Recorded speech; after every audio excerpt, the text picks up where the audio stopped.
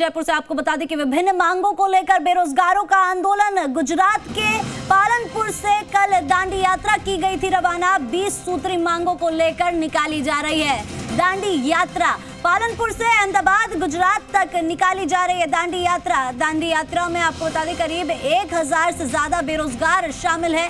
बेरोजगार एकीकृत महासंघ के नेतृत्व में निकाली जा रही दांडी यात्रा। महासंघ अध्यक्ष उपेंद्र यादव ने कहा कि कल पूरे दिन पैदल चलने के बाद रात खुले आसमान के नीचे बिताई। इसके बाद भी सरकार बेरोजगारों पर नहीं दे रही है ध्यान, लेकिन जब तक मांग पूरी नहीं होगी आंदोलन जारी रहेगा। इसी खबर पर ज्यादा जानकारी के साथ ललित हमारे संवाददाता फोन लाइन पर जुड़ चुके हैं। ललित, क्या मांगे यहाँ पर रखी गई है? उपेंद्र यादव ने कहा है कि जब तक मांगे पूरी नहीं होगी आंदोलन जारी रहेगा। 150 किलोमीटर पैदल दांडी यात्रा निकाली जा रही है। जी बिल्कुल, आपको बता दें कि जो राजस्थान बेरोजगार एकीकृत महासंघ है उसकी ओर से अपनी 20 सूत्री मांगों को लेकर प्रदेश के करीब 1000 से ज्यादा बेरोजगार गुजरात के पालनपुर पहुंचे हैं। कल पालनपुर से 150 किलोमीटर की दांडी यात्रा महात्मा गांधी जयंती पर उन्होंने शुरू की है।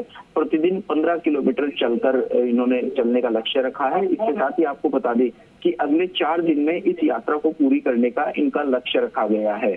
कल बीती रात 15 किलोमीटर चलने के बाद इन बेरोजगारों ने खुले आसमान के नीचे रात बिताई थी। तकरीबन 24 घंटे से ज्यादा का समय हो गया है इन बेरोजगारों को चलते हुए, लेकिन अभी तक भी वार्ता का किसी भी प्रकार की कोई पहल नहीं हुई है। ऐसे में बेरोजगारों में आक्रोश है कि उनकी मांगों को लेकर लंबे समय से वे संघर्ष कर रहे थे, लेकिन इसके बावजूद भी कोई सुनवाई नहीं हुई। 1 महीने पहले सरकार से वार्ता के लिए कहा गया था, 1 महीने का अल्टीमेटम भी दिया था, लेकिन 1 महीने में भी सरकार की ओर से ध्यान नहीं देने के बाद आखिरकार उनको गुजरात कूच करना पड़ा है।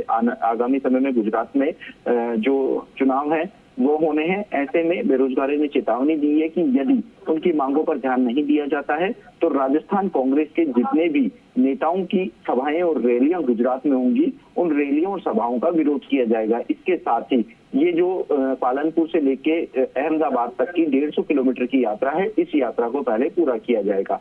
बेरोजगारों की ओर से साफ कर दिया गया है कि जब तक उनकी मांगे पूरी नहीं होंगी तब तक उनका आंदोलन ऐसे ही जारी रहेगा। जी, और ललित, क्या जानकारी मिल रही है? कितनी संख्या में यहाँ पर बेरोजगार इकट्ठे हुए हैं और क्या ये जो आंदोलन हो रहा है, क्या ये जो दांडी यात्रा हो रही है 150 किलोमीटर की, ये शांतिपूर्वक तरीके से हो रही है? जी बिल्कुल, गांधी जयंती पर निकाली जा रही ये रैली बिल्कुल शांतिपूर्ण तरीके से है।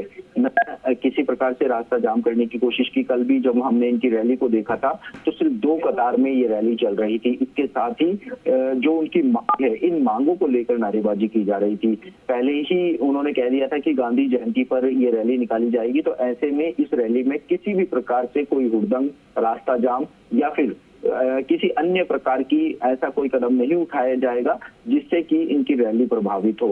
हालांकि इन्होंने ये भी कहा है कि 150 किलोमीटर की दांडी यात्रा पूरी करने के बाद भी यदि इनकी मांगों को लेकर किसी भी प्रकार का कोई समाधान नहीं निकलता है तो उसके बाद ही अपना आंदोलन और उग्र करेंगे। और ललित, ऐसे में क्या जानकारी मिल रही है? 150 किलोमीटर की दांडी यात्रा निकालने की बात यहाँ पर कही गई है। कितने दिन में 150 किलोमीटर कवर कर लिया जाएगा और साथ ही आंदोलन कब तक जारी रहेगा? क्या अगर 150 किलोमीटर कवर करने के बावजूद कोई वार्ता सरकार से नहीं हो पाती है या वार्ता सफल नहीं हो पाती है तो क्या आगे भी आंदोलन ऐसे ही जारी रहेगा? आयुषी, वार्ता सफल होने का सवाल वहां खड़ा होता है जहां वार्ता की पहल होती है। 1 महीने पहले अपनी मांगों को लेकर बेरोजगारों की ओर से एक अल्टीमेटम दिया गया था सरकार को। इस दौरान कई जो मंत्री हैं उनको ज्ञापन भी सौंपे गए थे, लेकिन 1 महीने बाद भी किसी भी प्रकार से वार्ता के रास्ते नहीं खुले। जो महासंघ के अध्यक्ष उपेंद्र यादव, उन्होंने पहले ही साफ कर दिया था कि कल पहले दिन, क्योंकि दोपहर में ये रैली रवाना हुई थी, इनकी दांडी यात्रा शुरू हुई थी, तो ऐसे में कल पहले दिन 15 किलोमीटर का रास्ता तय किया गया था। अब प्रतिदिन सुबह और शाम तकरीबन 30 किलोमीटर का रास्ता तय किया जाएगा। ऐसे में अगले 4 दिन में ये रैली अहमदाबाद पहुंचती हुई नजर आएगी। अहमदाबाद पहुंचने के बाद इन्होंने साफ चेतावनी दी है कि यदि इनकी रैली निकलने के बावजूद भी वार्ता के रास्ते नहीं खुलते हैं तो फिर ये सभी बेरोजगार गुजरात में ही डटे रहेंगे, खुले आसमान के नीचे रात बिताएंगे। लेकिन जो आने वाले चुनाव हैं वहां पर उन चुनावों में कांग्रेस नेताओं का विरोध किया जाएगा। जी बिल्कुल ललित, हमारे साथ जुड़ने के लिए और तमाम जानकारी साझा करने के लिए आपका धन्यवाद।